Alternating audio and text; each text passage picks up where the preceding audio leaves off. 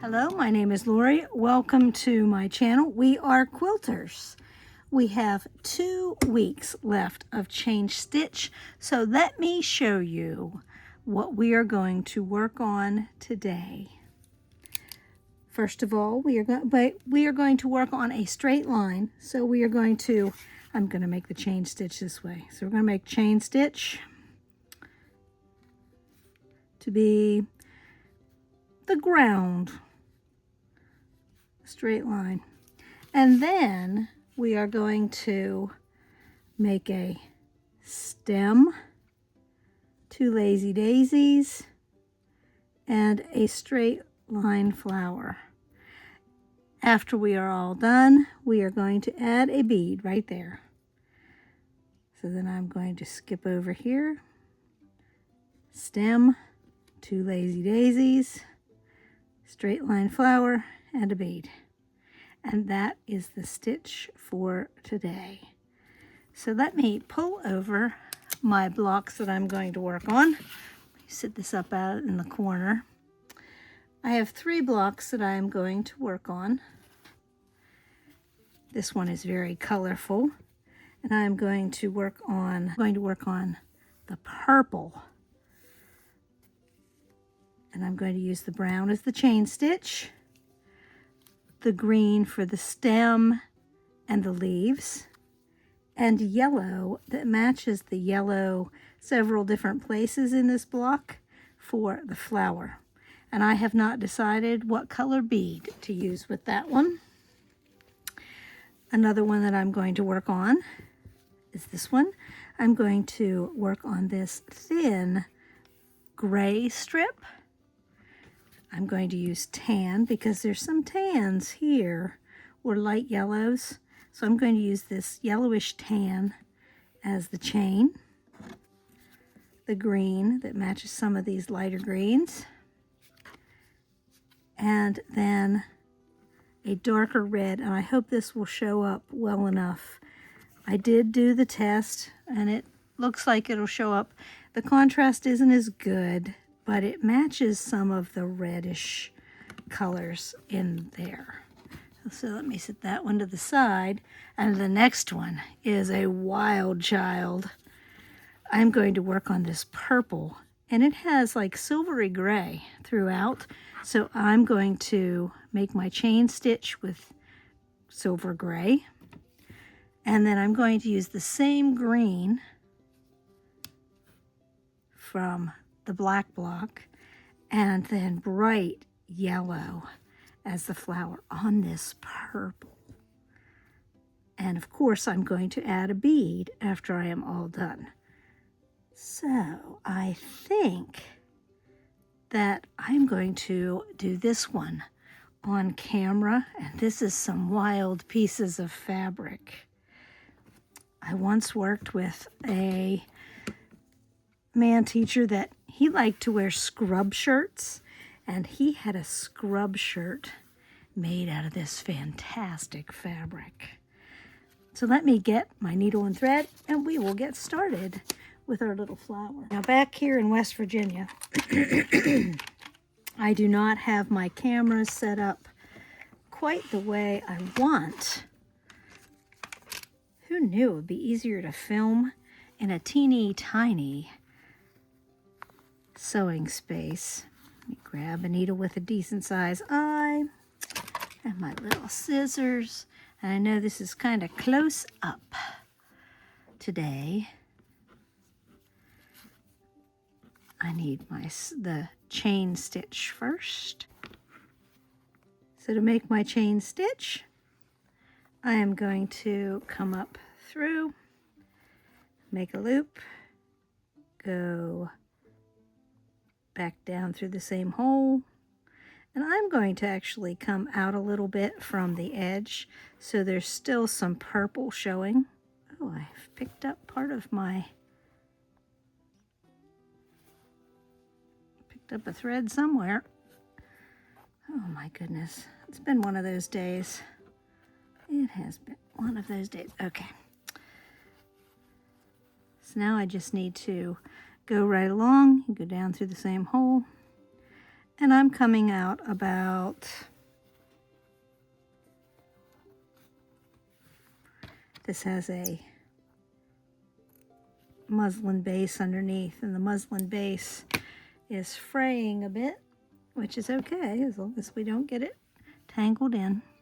So I'm coming up about 1/8 of an inch or so from the edge, and I know that that will get caught up in the seam allowance.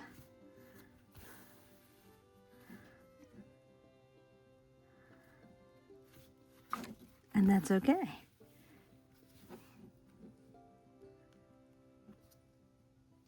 But it'll give contrast, and it won't just disappear into the busyness of that wild fabric.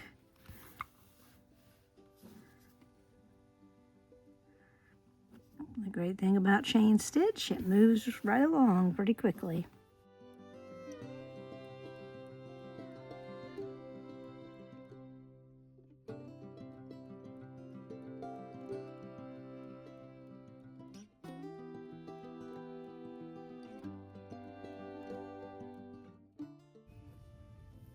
Let me put this on speed zone.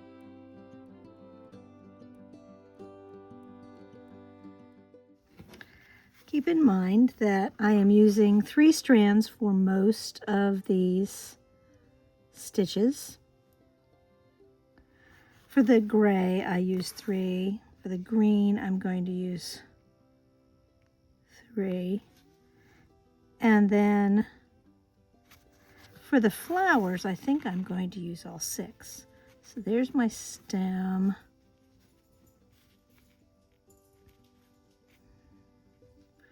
Now I need a leaf, which is a lazy daisy.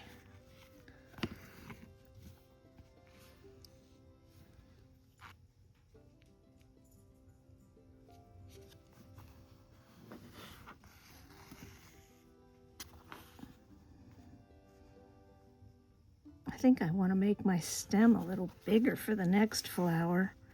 That's going to have a short little stinky stem.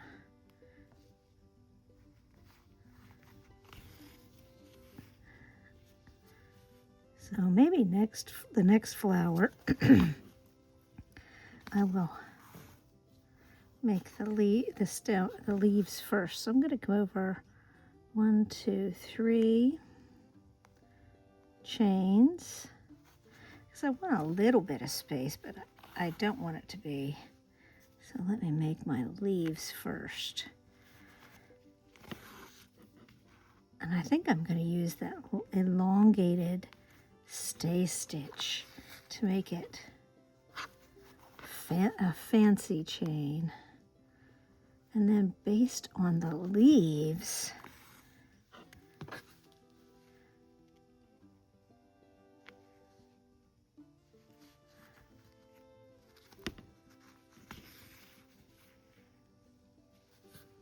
I never realized how much I would miss my window, my picture window. And now that I have the leaves, I'm going to put the stem in and make it a little taller. I like the way that one looks better, but I'm not going to pick that one out. It can be a short one. So I'm going to come over 1, 2, 3. Let me put this on speed record so that you can see me do a few more. And I do like Diana had that on flowers that she shared with us on her denim project. I do like that longer stay stitch. It makes it look fancy.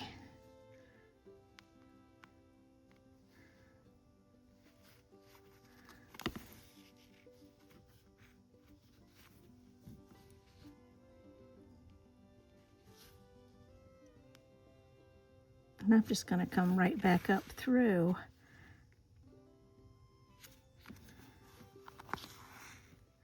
So there we have it. Let me get to this and finish this row of stitches.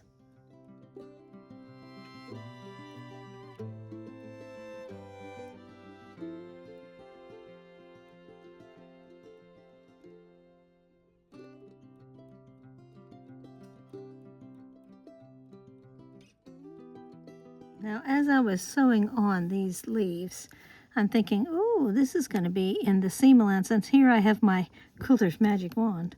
And if I look, I don't need to bother putting a flower on that last green one because it's going to be in the seam allowance. And I don't need to be sewing over it. And I don't need to put a bead on this one because I don't want to hit the bead unless I pull it down a little bit. Now I've used 3 strands for each of these, but I am going to use all 6. Since I'm only putting 2 straight stitches on each one, I'm going to use all 6 strands, so it makes a fuller flower. So let me get my needle threaded. Pull out one with a little bit bigger of an eye.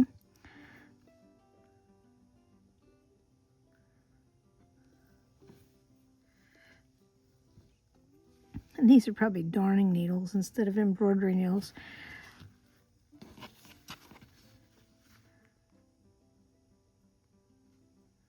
So if I go from the stem out,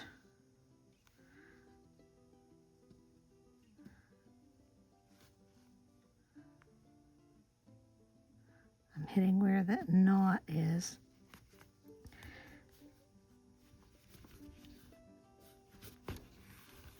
And with that bigger eye, it makes it more of a challenge to pull it out.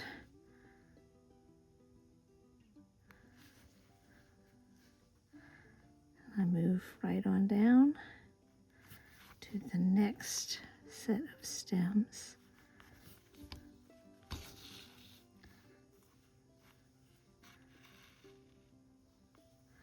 And I will put a bead. Well, that one doesn't get a bead because of where it is in the seam allowance.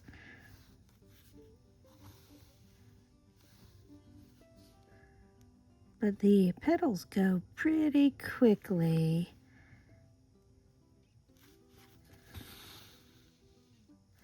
And they, even though they're small, they do show up.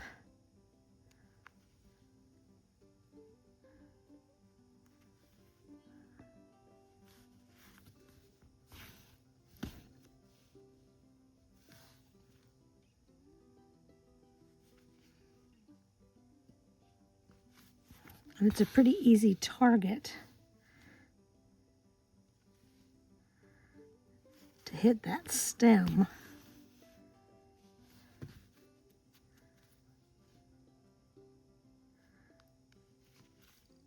In the next flower.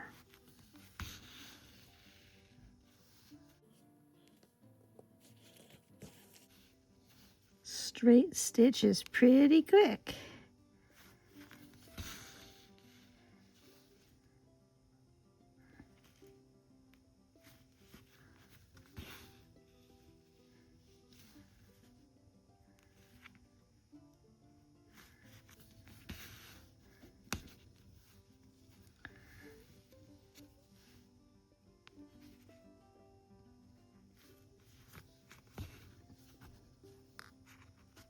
The bad part about using 6 strands is, ooh, you got lots of strands to tangle up.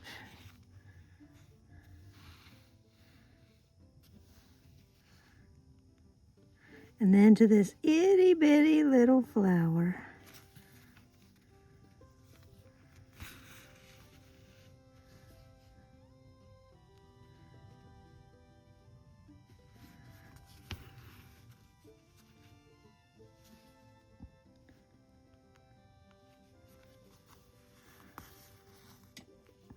There we have all the petals. Now we just need a bead for a center. Hang on, I will be right back.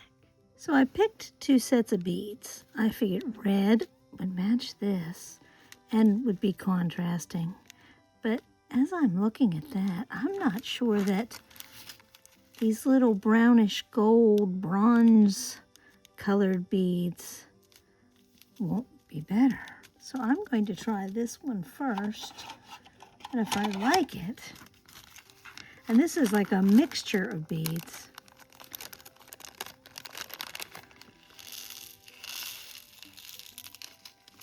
Oh, there's all kinds of things in there. I must have picked that. There's like wire. Let's get rid of that. Ooh. So let's try this little gold bead. We'll see if it works. Goldish, brownish, bronze.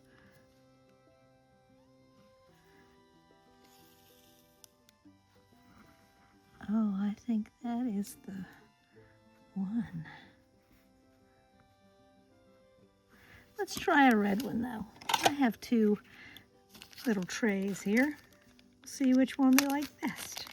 Because you know, sometimes you don't know until you try it, whether you like it. So I have brown thread there. If I like this one, I'm gonna have to pull it out and fix the thread, but let's see. Which one do we like best?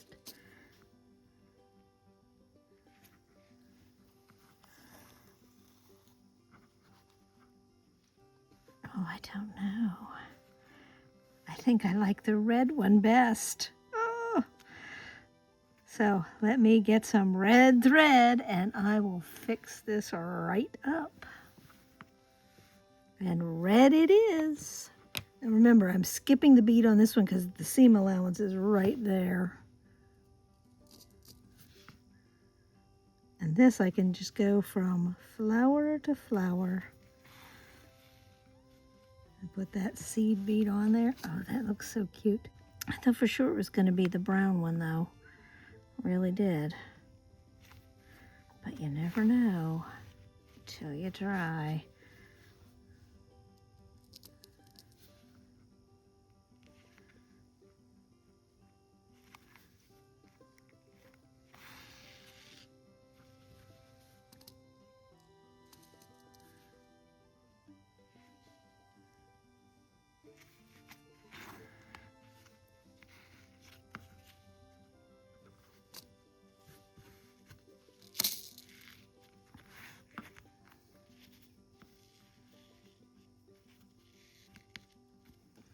That one is just bound and determined to knot.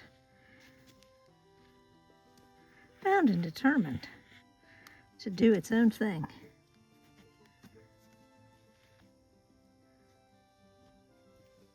There we go. Whew, that took a little bit of doing. Patience. That's where you need patience.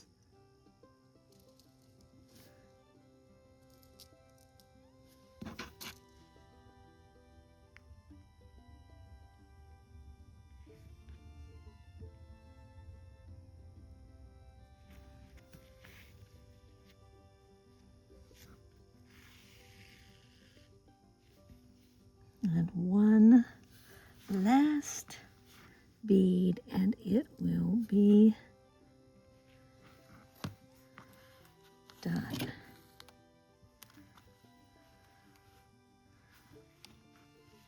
And there it is. A nice little row of flowers, all finished and ready to go. Please keep in mind that I will have 2 more sets of flowers for you. This block and on this block, and I should have those for you to share on Friday. I hope you have enjoyed this little episode of Upskill Monday with Pop, Zing, and Bling. See you on Wednesday for Study in Scarlet. Thank you for watching. Please like and subscribe to help my channel grow.